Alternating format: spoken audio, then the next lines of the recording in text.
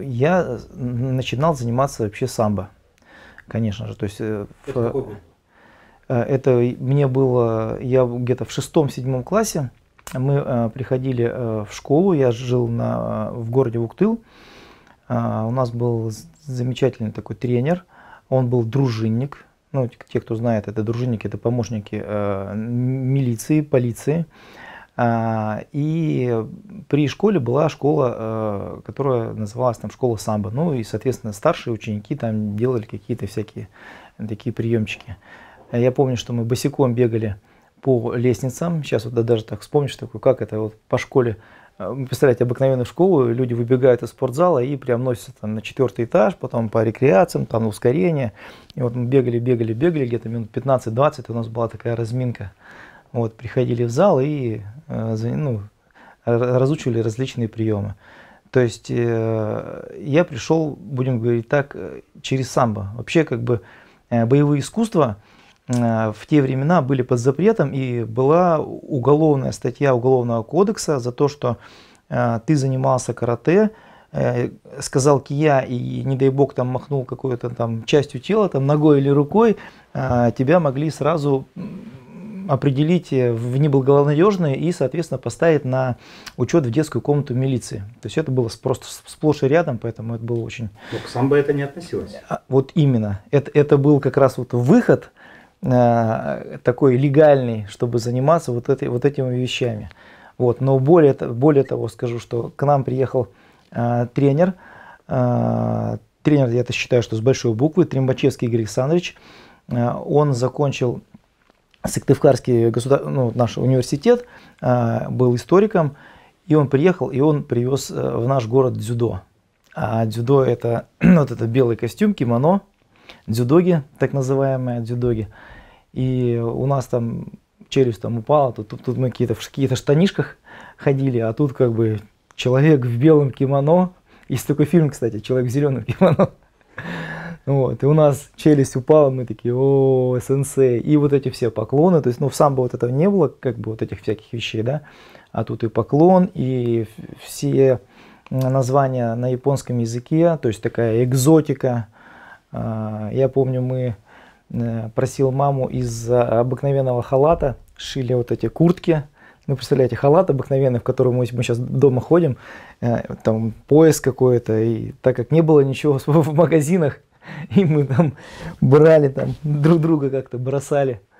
То есть было интересно. Из простыни делали какие-то эти штаны, шаровары.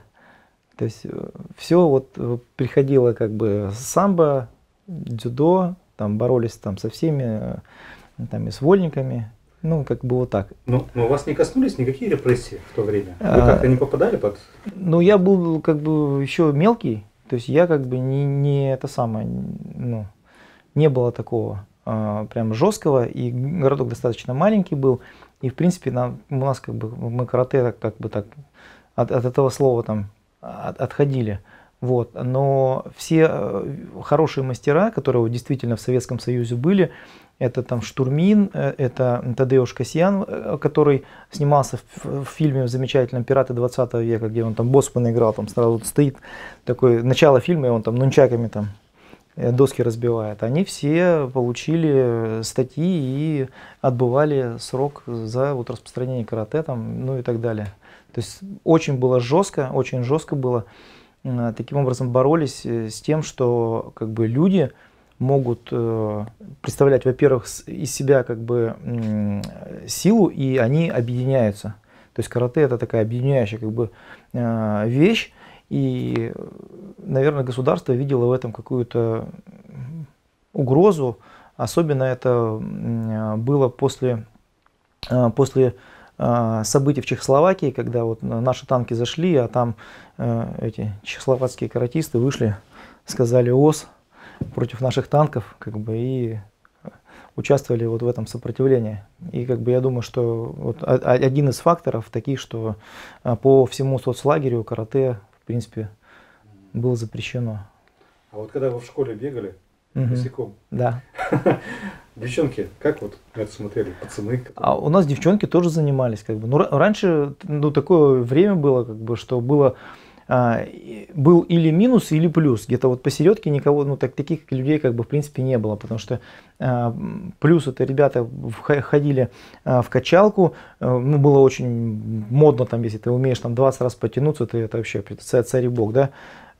Мы на каждой перемене входили подтягиваться, отжиматься, если урока не было, сразу бежали там в футбол, бегали, играли, ну, кто-то ходил и смолил бычки, то есть или плюс, или минус, вот середины как бы их не было, то есть или ты относился к плохишам, или к хорошим ребятам.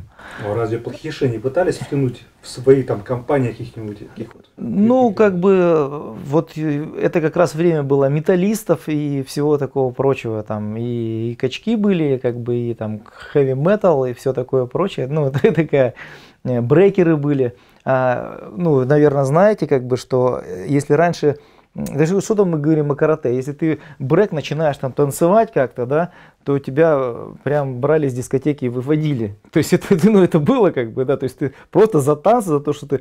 А если ты делал это нижний брейк, то есть ты там где-то там падал на пол и начинал, сразу приходили ребята и тебя скручивали и просто выводили. То есть не за то, что ты пьяный, не за то, что ты дебошир, а ты просто как бы танцуешь недостойные танцы советского человека. Поэтому так сейчас смотришь такой, думаю, господи, такие приколы были. Там, по-моему, 89-й год, вот я в армию пошел, и как раз статья вышла. Нет, это вот за 10 лет. Вот до этого как бы я застал вот этот 90-е годы в армии, вот, а до этого как раз вот статья вышла о том, что вот разрешают как бы карате и как бы уголовная ответственность как бы, ну, она как бы, ну, ликвидируется, то есть всем можно было заниматься. И это было очень модно, это как бы вообще все запрещенное, это модно. То есть если вот ребенку там запрещать там какой-то вейп, да, то он будет мечтать об этом каком-то вейпе, да, вот ты запрещаешь к нему, говоришь, не играй на компьютере, он будет обязательно играть на компьютере. Вот, а тут нам запрещали там ногой махать. И мы такие, блин, это так круто, наверное, да.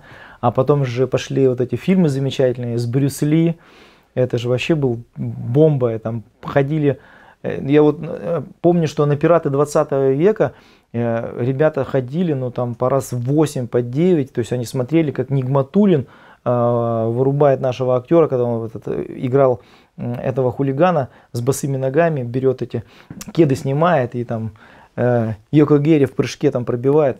Все такие, как это он так сделал? Так, там же быстро, раньше же не было замедленных. И люди ходили такие специально вот на этот момент, как же он его ударил. А повторяли потом вот эти удары? Ну, в смысле, получалось вот так же эффектно потом? Ну, пробовали, попытка не пытка, как говорится, да. Как это было, я думаю, что это сейчас очень хорошо, как бы можно прийти, человек что-то делает, можно просто снять и ему показать. И ну, даже сам ты можешь технику посмотреть, даже ну, сейчас хорошие телефоны стали с замедленной функцией, сейчас ты можешь посмотреть свои фазы движения, такой, как это делается. Раньше же этого не было вообще, то есть, ну, даже представить это невозможно было. А вот, кстати, вот как раньше, где вы брали, вот это все равно какая-то литература нужна, хотя бы брошюры какие-то, фильмы же это, ну как, это же нереально, это по ним учиться. А где вы брали вот эти вот методические? Ну, в принципе, как бы от старших как-то товарищей. Кто-то там говорил, что так надо бить, так надо бить. Как говорится, поехали там в Санкт-Петербург, кто-то там в Москву, кто-то там еще куда-то. Миграция какая-то была, там всякие узбеки, там таджики. Это же, мы же в СССР жили. Вот в армии мне очень много как бы дало, потому что мы служили как бы в СССР, то есть у нас азербайджанцы были там, и армяне, то есть очень много было там, ну весь СССР, Прибалты. И так как карате было ну, в таком в почете, мы с ребятами там сразу узнавали, кто какими боевыми искусствами занимался, и мы там вставали там до подъема, у нас подъем был, по-моему, в 7, насколько мы где-то в часов 5 где-то просыпались и там в казарме с друг другом проводили какие-то спарринги, там тренировались, там, ну вот все такое прочее. Ну а дедовщина там была какая-то? Пытались вас как-то?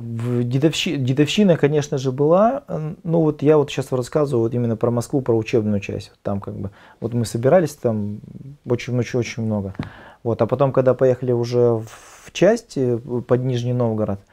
Вот. Там как раз случился конфликт, вот, который сейчас вот продолжается в Нагорный Карабах.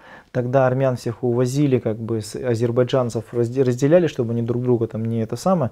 И там как бы такой достаточно такой замес такой произошел, когда как бы две группировки, они между собой, и они всех спортсменов они наоборот как бы подтягивали, поэтому тут им было не то, чтобы как бы молодых там как-то чмырить, да, а как бы они, чтобы между собой это самое разобраться, и поэтому они всех тех, кто занимался, они такие, типа, вот и с нами там давай, все, как бы, и мы, получается, что мы приехали такие, ну мы что-то знаем, они такие, ну давай, короче, будешь с нами, и такое положение у тебя там как бы из духа, и вот из этого ты сразу раз поднимаешься, там все. Что, и приходилось там прямо вот как-то? Ну, мы там дрались, и ребята там, ремни обычно в армии, там снимают ремень, пряжка, там, намотал на руку, там, йохо, вперед. Мы убегали в самоход, ну, служили как бы и за забор, опа, на автобус и уезжали. Там был начальник уголовного розыска, такой майор Байкин. Он был, по-моему, первый чемпион России, вот не знаю, как вот насчет СССР, но России, тогда России не было. Ну, короче, чемпион по карате.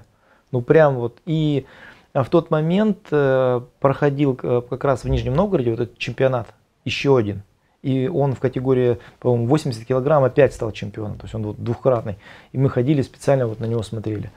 И он был начальником Балахнинского уголовного розыска. Мы специально сбегали с части, чтобы у него потренироваться. То есть это был просто там феноменальный чувак. Такой, во-первых, он был офицер. И он офицер был, не такой офицер был, да, а вот такой вот офицер.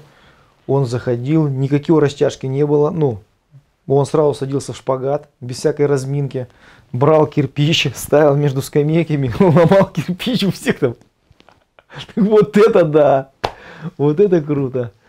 То есть ездили, и вот моя служба в армии, как бы, она вот сопряжена вот с такими вещами, как бы, очень интересными. То есть я очень много людей, специалистов вот в области боевых искусств, вот с ними как бы пересекся и очень много от них почерпнул. А у вас, ну вот если вернуться опять к началу, у вас какой-то плакатик висел там с Брюсом? Конечно, конечно. Кто был самый? Брюс Ли, конечно, был. Брюс Ли, да. Там, Чак Норрис, там, конечно, там. Чак Норрис, Брюс Ли. Ну, к Джеки Чану там серьезно никто там особо не относился, а вот когда начал выходить Ван Дамм, «Кровавый спорт», это просто шедевр. То есть и как раз у Ван Дамма начались съемки вот эти замедленные, когда он там в вертушке, и люди поняли, что это красиво еще, все такие, а он еще и накачанный, а еще и там на шпагатах весь, и все такие, вау, вот это красотища. То есть это было завораживающе. Когда вот вы вернулись из армии, вы вот решили сразу профессионально связать свой путь с восточным единоборством или там это я всегда мечтал как бы стать тренером, вот всегда. Это, наверное, произошло. Я помню еще вот у нас однокомнатная квартира, такие раньше маленькие телевизоры были, юность, ну такой красный корпус, если там помните, да, она чук-чук-чук-чук переключался, он черно-белый. Вот мы сидели, смотрели, когда еще играли, хоккей мы смотрели, когда еще играл нам Жлуктов, Касатонов, Харламов, вот эта вся серия, вот это, замечая, когда еще канадцы там без шлемов было, ну это давно уже было, такие лохматые, и я еще маленький такой был, вообще мелкий был. Вот, и там семья, там собирались и болели за наших, за команду СССР, и когда вот этот гимн такой, та-та-та-та-та-та, и все такие, блин, мы самые сильные, мы такие, и у меня вот как-то вот в голове, что вот я хочу, чтобы я стоял на пьедестале почета, это была как бы моя мечта там самая великая. И будет играть гимн, будет подниматься как бы флаг и вот все такое. Как бы, ну, моя мечта, как бы, она осуществилась, сбылась на самом деле.